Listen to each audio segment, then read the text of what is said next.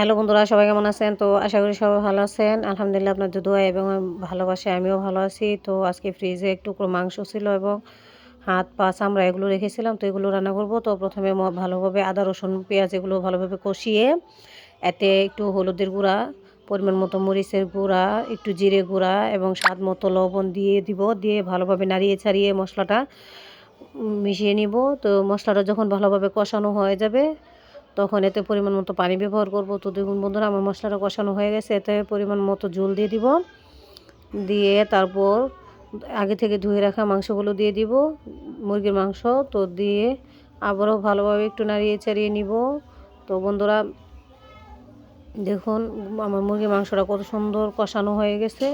আমি আবারও ভালোভাবে নাড়িয়ে ছাড়িয়ে নিচ্ছি যেন নিচ দিয়ে মশলাটা না লেগে যায়। তো বন্ধুরা দেখুন, আমার মুরগির মাংসটা রান্না হয়ে গেছে। তো আমার পাশে থাকার জন্য সবাইকে ধন্যবাদ। সবাই ভালো থাকবেন।